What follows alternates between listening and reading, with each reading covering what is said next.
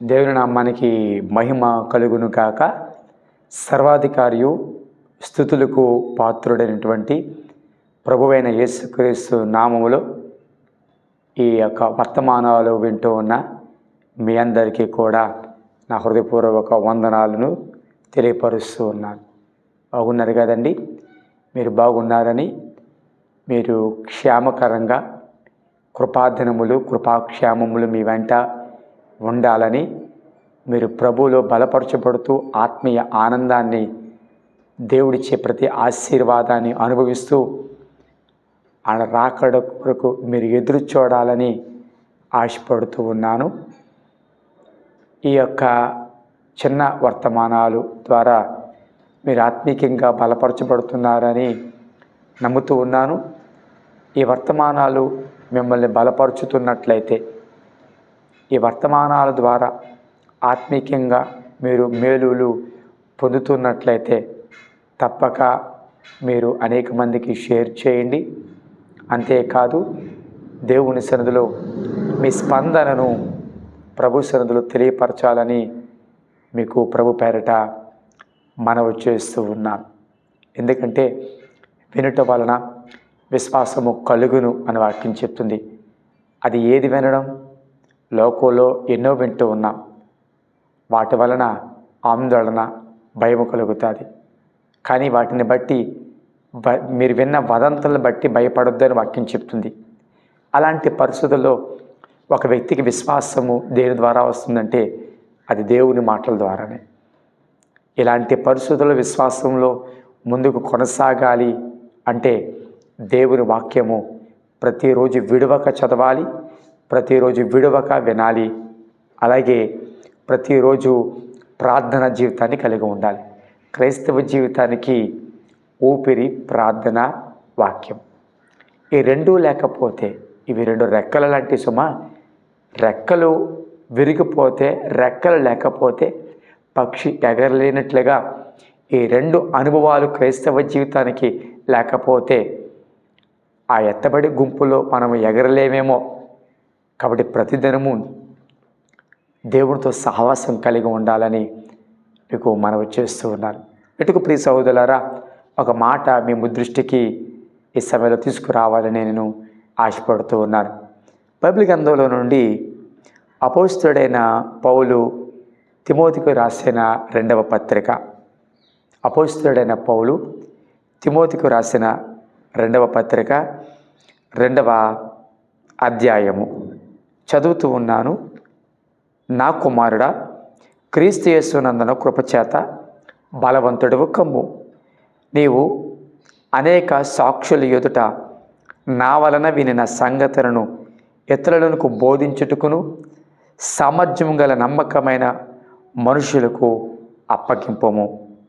క్రీస్తు యేసు యొక్క మంచి సైనికు వలె నాతో కూడా శ్రమను అనుభవించుము.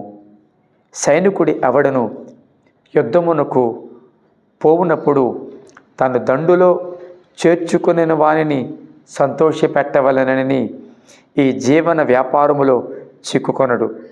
మరియు ఎట్టి అయిన వాడు పోరాడినప్పుడు నియమ ప్రకారము పోరాడుకుంటే వానికి కిరీటము దొరకదు. ప్రియ సహోదరులారా, అపోస్తలుడైన పౌలయ్య గారు విశ్వాసమును బట్టి తన నిజ కుమారుడు అని సంబోధించినటువంటి తిమోతికి రాస్తున్న పత్రిక ఇది. కొన్ని హెచ్చరికపు మాటలు, కొన్ని మేలుకొలుపు మాటలు ఆయన తెలియపరుస్తూ ఉన్నాడు. మొదటగా క్రీస్తు కృపచేత నీవు బలవంతుడువు కమ్ము అని, ఆ కృపను బట్టి నీవు బలవంతుడు అవ్వాలి. నీవు ఎక్కడ బలహీనుడిగా ఉండడానికి వీలు లేదు. నువ్వు బలవంతుడిగా ఉండాలి. ఎందుకంటే వాక్యం చెప్తుంది, ఆయన మాట్లాడుతూ మంచి సైనికుల వలె, క్రీస్తు యేసు యొక్క మంచి సైనికుల వలె.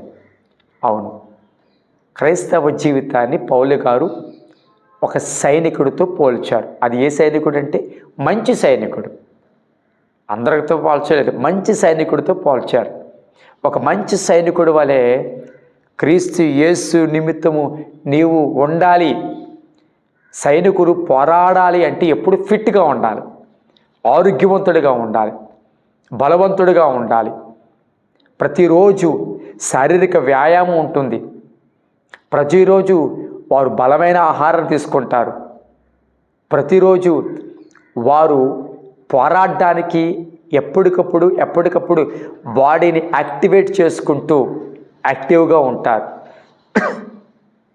ఒక సైనికుడికి పోరాడడానికి ప్రతిరోజు వ్యాయామం ఎంత అవసరమో, ప్రతిరోజు నియమ నిబంధనలు ఎంత అవసరమో, అలా క్రైస్తవ జీవితానికి కూడా పోరాడడానికి ఎప్పటికప్పుడు మనం బలంగా ఉంటేనే పోరాడగలం.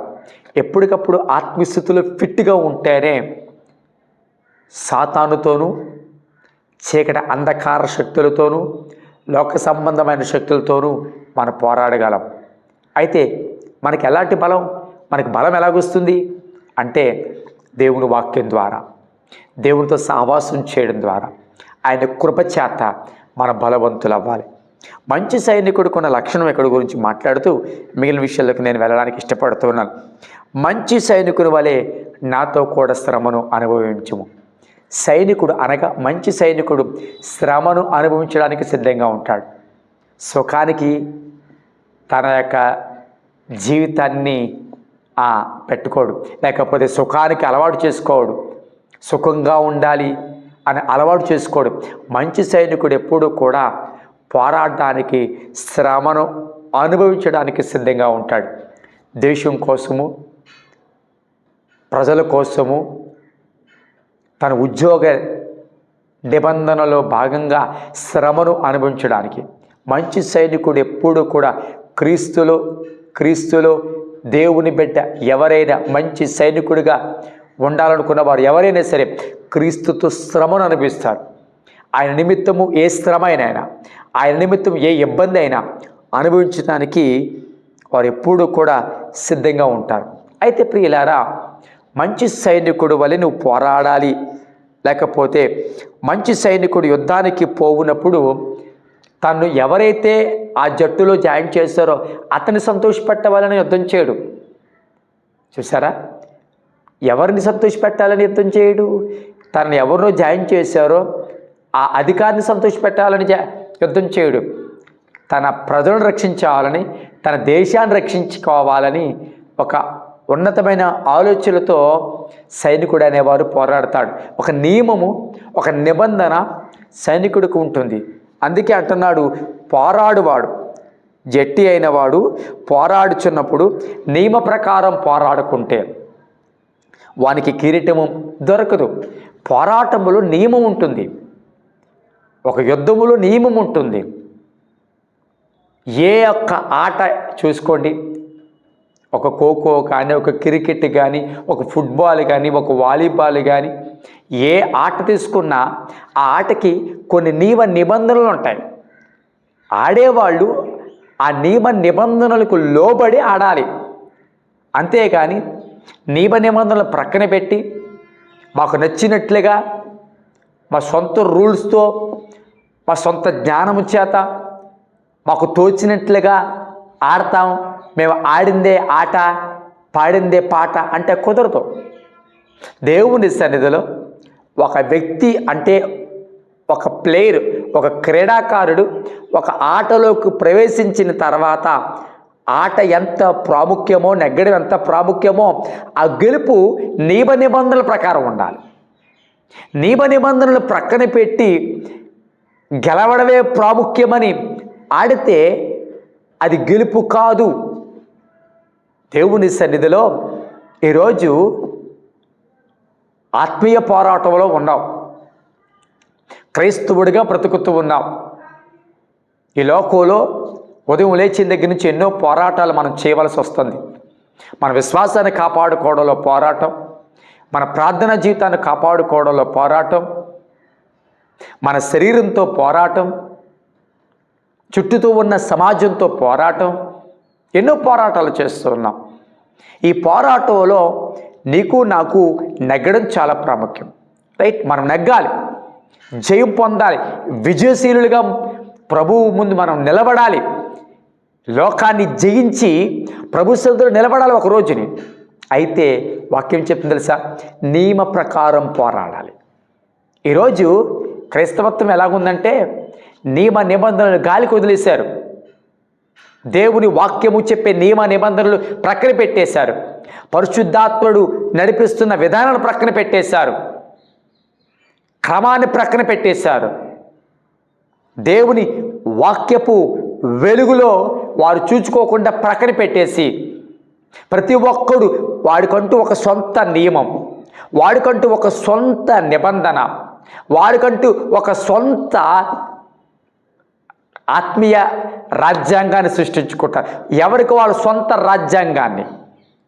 చూసారా, దేవుని సన్నిధిలో ఒక పౌరుడికి దేశంలో ఒక రాజ్యాంగం ఎలాగుంటుందో అలాగే దేవుడు మనకిచ్చిన రాజ్యాంగము ఈ బైబిల్ గ్రంథం. దీని ప్రకారం మనం పోరాడాలి. ఈరోజు ఆ పరిస్థితి లేదు. ఇది చేయకూడదు, ఇది చెయ్యాలేమో, ఇది దేవుని వాక్య సంబంధమైనది, ఇది దేవుని వాక్య విరుద్ధమైనది, ఇది దేవుడికి ఇష్టమైనది, ఇది దేవుడికి ఇష్టం కానిది, ఇది పరిశుద్ధాత్మకి ఇష్టమైనది, ఇది పరిశుద్ధాత్మను నొప్పించేది, ఇది నియమము, ఇది నియమము కానిది అన్న విషయాలు ప్రక్కన పెట్టేశారు. ఎలాగైనా క్రైస్తవుడిగా బ్రతకాలి, ఎలాగైనా జీవించినా పర్వాలేదు, క్రైస్తవులు అనిపించుకుంటూ ఉన్నాం. ఏం చేసినా పర్వాలేదు, క్రైస్తవులు అనిపించుకుంటూ ఉన్నాం. సినిమాకి వెళ్తున్నాం, ఆదివారం గుడికి వెళ్తున్నాం, ప్రతిరోజు అనేక చెత్త చెదారం చూస్తూనే ఉన్నాం. ఆదివారం మరల గుడికి వెళ్ళి అదే నోటితో పాటలు పాడుతూ ఉన్నాం, అదే చేతులతో చప్పట్లు కొడుతూ ఉన్నాం. మనస్సాక్షిని, దేవుని వాక్యాన్ని సోమవారం నుంచి శనివారం వరకు ప్రక్కన పెట్టేస్తూ ఉన్నాం. ఆ నియమ నిబంధనలు ప్రక్కన పెట్టేస్తున్నాం. ఒక వివాహ విషయంలో నియమ నిబంధన లేదు, ఒక ఆత్మీయ జీవితంలో ఎదగడంలో నియమ నిబంధన లేదు, ఒక గృహం కట్టుకోవడంలో నియమ నిబంధన లేదు. కొన్ని విషయాల్లో దేవుడు వాక్యాన్ని నియమ నిబంధన ప్రక్కన పెట్టేస్తున్నాం. తెలిసిన లోకానుసారంగా నడుస్తూ, లోక సంబంధమైన ఆచార వ్యవహారాల్లో నడుస్తూ, ఈ లోక సంబంధమైన మూలపాఠాల వైపు తిరుగుతూ, సత్యం కాని దాన్ని సత్యమని, నియమము కాని దాన్ని నియమముగా నిర్ణయించుకుని వెళ్ళిపోతూ ఉన్నారు ఈరోజు. అదే క్రైస్తవత్వం. అలాగూ పోరాడితే నీకు దేవుడు కిరీటం ఇస్తాడనుకుంటున్నావా? అలా పోరాడితే నువ్వు జయం పొందినంత మాత్రాన అది జయం అనుకుంటున్నావా? రూల్స్ను అతిక్రమించి నీ వెనగ్గిన అది గెలుపు కాదు. ఆ గెలుపుని గెలుపుగా చూడరు.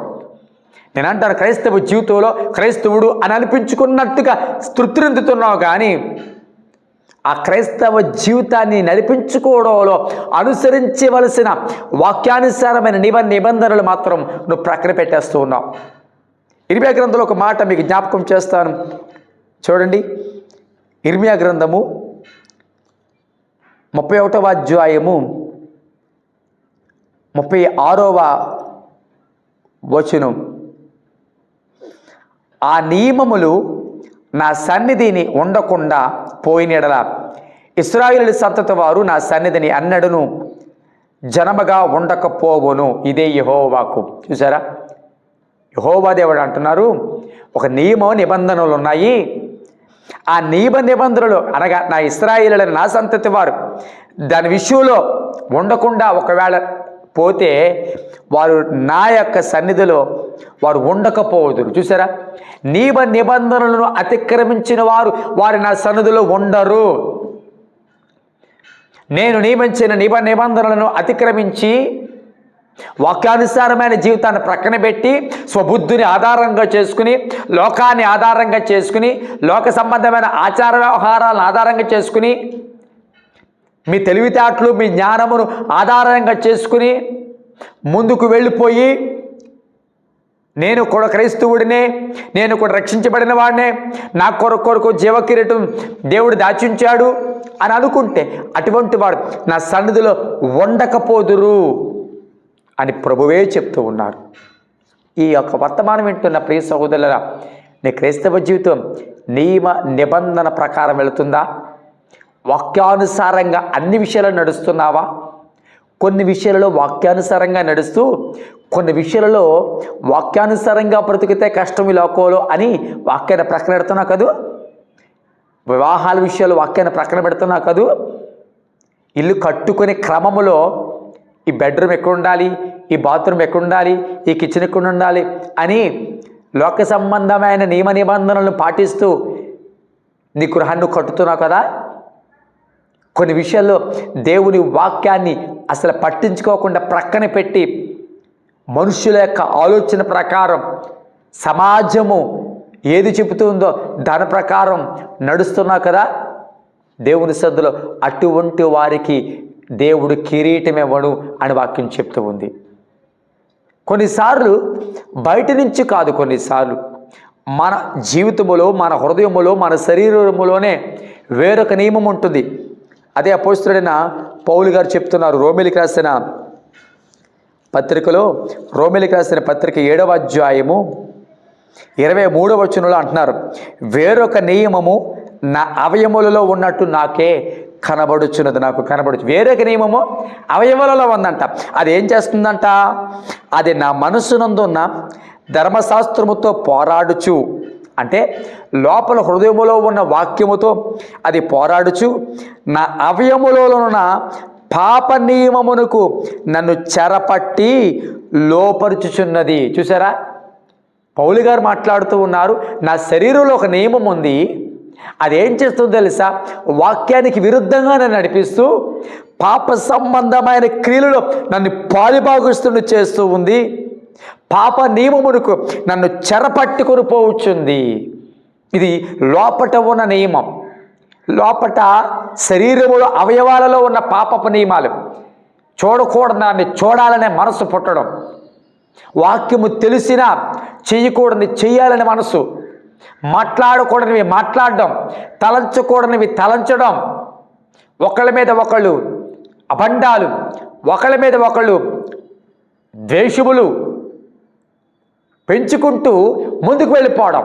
చూసారా, దేవుని సన్నిధిలో ఒకవేళ ఇలాంటి పాప నియమము నీలో ఉందేమో, నీ యొక్క శరీర అవయవముల చేతనే నీవు పట్టి బంధించబడి చెరలోకి వెళ్ళిపోతున్నావేమో, ఏది మేలైనది ఎరిగి ఉంటే అది చేయలేకపోతున్నావేమో, ఏది చేయకూడదు అనుకుంటున్నావో అదే చేస్తున్నావేమో, ఆ పాప నియమం నీలో ఉందేమో. జాగ్రత్త, ఆ పాప నియమాన్ని తీసివేసుకో. ఆ పాప నియమం మీద విజయాన్ని పొందు. ఆ పాప నియమాన్ని అధిగమించేటట్లుగా నువ్వు దేవుని సన్నిధిలో ప్రార్థన చేయి. దేవుడు మానవుడికి ఇచ్చిన విధేంటి?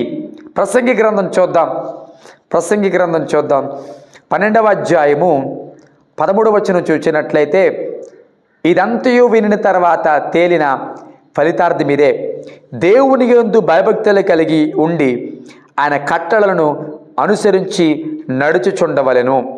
మానవ కోటికి ఇది ఏ విధి. దేవుడు మనకి పెట్టిన విధి, మనకు పెట్టిన నియమం ఏమిటంటే ఆయన యందు భయభక్తులు కలిగి ఉండి ఆయన ఆజ్ఞలను అనుసరించి నడుచుకోవడం. ఈ వాక్యమైన ప్రియ సహోదరులారా, దేవుని సన్నిధిలో నియమ ప్రకారం పోరాడు, వాక్య ప్రకారం పోరాడు.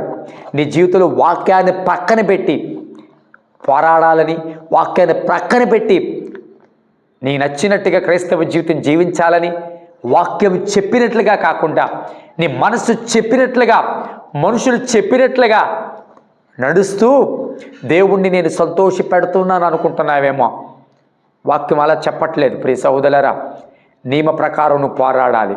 అలా పోరాడకపోతే స్పష్టంగా వాక్యం చెప్తుంది, నీకు బహుమానం లేదు, నీకు కిరీటము లేదు. అందుకే ఆ రోజు అంటారంటారు చాలామంది, దేవా ప్రభువా మీ నామమున మేము దయ్యాలను వెళ్ళగొట్టాం, నీ నామమున అనేక సూచనలు అద్భుతాలు మహత్కారాలు చేశాం. వీళ్ళందరూ క్రైస్తవులు అంటారా కాదంటారా? వీళ్ళందరూ దేవుని చేత ఏర్పాటు చేయబడిన వారు, వాడబడిన వారా కాదంటారా? వీరందరూ రక్షించబడిన వారంటారా కాదంటారా? రక్షించబడిన వారే, దేవుని పరిచయంలో ఉన్నవారే, దేవుని పేరట అనేక మందిని ప్రభు వైపుకి నడిపించిన వారే. కానీ అలాంటి వారిని బట్టి దేవుడు ఏమంటున్నాడు తెలుసా? మీరెవరో నేను ఎరుగును, పొండి. అంతవరకు వచ్చి ఆ మాట అనిపించుకోవడానికి కారణం ఏంటి? ఆ చివరి వరకు వచ్చి, ఆ గడప వరకు వచ్చి, ఆ గుమ్మం వరకు వచ్చి ప్రభు చేత మీరెవరో నేను ఎరుగులు పొంది అని ఈ మాట అనిపించుకుంటా ఈ బ్యాచ్ ఎవరు అంటే పోరాడారు, కానీ నియమ ప్రకారం పోరాడలేదు. ఎన్నో కార్యాలు చేశారు, కానీ నియమాలు పక్కన పెట్టి, వాక్యాన్ని ప్రక్కన పెట్టి, వాక్యాన్ని తమ సొంత వాటికి అనుగుణంగా మలుచుకుంటూ, మనుషులను మెప్పించడం కోసం, మనుషులను సంతోషపెట్టడం కోసము వాక్యాన్ని ట్విస్ట్ చేసి బోధిస్తూ ఈ లోకంలో మనుషులను సంపాదించుకుని, అనేక మంది మనుషులను లోకంలో ఆకర్షించుకుని ఈ లోకంలో గొప్ప సేవకులుగా పిలబడిన వాడు. దేవుని సన్నిధిలో మంచి పరిచర్య చేయి, దేవుని కొరకు బలముగాను వాడబడాలి. కానీ ఏది చేసినా నియమ నిబంధన ప్రకారము, దేవుని వాక్యానుసారముగా నువ్వు చేయగలిగితే తప్పక జీవ కిరీటం నువ్వు పొందబోతూ ఉన్నావు. ప్రార్థన చేద్దాం. పరిశుద్ధుడైన తండ్రి, నీ పరిశుద్ధ నామానికి స్తోత్రాలు చెల్లిస్తున్నాం. జట్టి అయిన వాడు, పోరాడువాడు నియమ ప్రకారం పోరాడకపోతే వానికి కిరీటం ఉండదు అని వాక్యం చెప్తుంది. అయ్యా, మా భక్తి, మా ప్రార్థన, మా క్రైస్తవ జీవితము, మా ఆత్మీయ యాత్ర నియమ నిబంధనల ప్రకారము, వాక్యానుసారంగా, నీ నియమ నిబంధనల ప్రకారం, నీ ఆజ్ఞల ప్రకారం మేము నడవాలి. అలాంటప్పుడే ప్రభా మేము ప్రభా ఆ కిరీటానికి, ఆ బహుమానానికి అర్హులం. ఈరోజు నాయన వాక్యాన్ని ప్రక్కన పెట్టి, నియమ నిబంధనలు ప్రక్కన పెట్టి, క్రైస్తవ ఎథిక్స్ని ప్రక్కన పెట్టి, స్వబుద్ధి చేత మనుషులను సంతోషపెట్టాలనుకుంటూ ఈరోజు ముందుకెళ్ళిపోతూ ఉన్నారయ్యా. అలాంటి వారితో మీరు మాట్లాడండి, స్థితిగతులు మార్చండి. నియమ నిబంధనల ప్రకారం పోరాడడానికి ప్రతి ఒక్కరికి ఆత్మ సంబంధమైన జ్ఞానము, ఆత్మ సంబంధమైన వివేచన అనుగ్రహించి మీ ముందు సిగ్గుపడనక్కలేని పనివారంగా నిలబడగిన కృప అందరికీ దయచేయమని యేసు పరిశుద్ధ నామమున అడుగుచున్నాం తండ్రి. ఆమేన్.